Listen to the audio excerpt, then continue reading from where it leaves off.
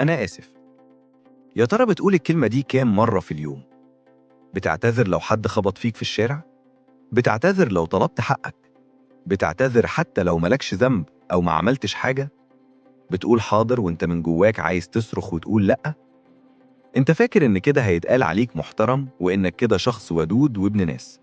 بس الحقيقة المرة اللي لازم تسمعها النهاردة إن دي مش طيبة، دي ضعف. والناس عندها رادار، بتشم ريحة الضعف من على بعد كيلو وبتدوس عليه. في فيديو النهاردة هنقلع قناع الشخص اللطيف اللي مدمر حياتك، وهنعرف إزاي تتحول من شخص مستباح لشخص يحترم ويتعمل له ألف حساب. الجزء الأول: فخ اللطافة. عشان نعالج المرض لازم نسميه بمسماه الحقيقي. في فرق ضخم بين إنك تكون طيب kind وإنك تكون لطيف nice.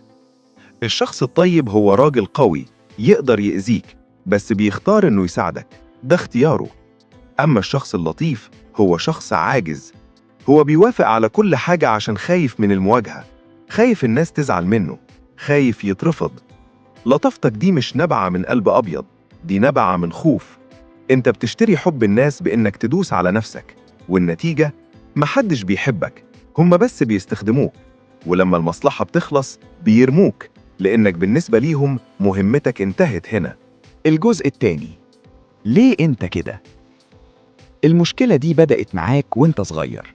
اتعودت انك عشان تكون ولد شاطر لازم تسمع الكلام وما تعملش مشاكل. كبرت وانت فاكر ان الخضوع هو بوابة الحب. بتخاف تقول رأيك لا يطلع غلط، بتخاف تطلب حقك لا يقولوا عليك طماع. بقيت عامل زي الحرباية، بتتلون عشان ترضي كل الناس، ونسيت أهم شخص كان المفروض ترضيه، نفسك. انت بقيت مجرد صدى صوت للي حواليك، عشان كده محدش بيشوفك ومحدش بيسمعك. الجزء الثالث: روشتة العلاج. طيب، إزاي نكسر اللعنة دي؟ إزاي تقتل الرجل الضعيف ده وتخلق مكانه شخصية ليها هيبة؟ محتاج تطبق ال3 قواعد دول فوراً. القاعدة الأولى: بطل تعتذر عن وجودك. كلمة أنا آسف احذفها من قاموسك، إلا لو عملت كارثة حقيقية. ما تعتذرش إنك بتسأل، ما تعتذرش إنك بتعترض، ما تعتذرش إنك مش فاضي. الاعتذار العمال على بطال بيدي رسالة لعقلك الباطن إنك غلطان وإنك أقل من غيرك. استبدلها بكلمة شكراً. بدل ما تقول آسف اتأخرت، قول شكراً إنكم انتظرتوني. فرق بسيط بس بيقلب موازين القوة. القاعدة التانية: قوة كلمة لأ. هي أعظم كلمة في التاريخ للحفاظ على الكرامة. لما حد يطلب منك حاجة وإنت مش عايز تعملها، قول لأ، ومن غير ما تبرر ومن غير ما تألف قصص وهمية. لأ مش هينفع، بس كده. في الأول هيزعلوا وهيتهموك إنك اتغيرت وبقيت رخم، بس صدقني من جواهم هيبدأوا يبصولك باحترام، لأنهم عرفوا إن وقتك غالي وإنك مش متاح للجميع. القاعدة الثالثة: خليك خطر.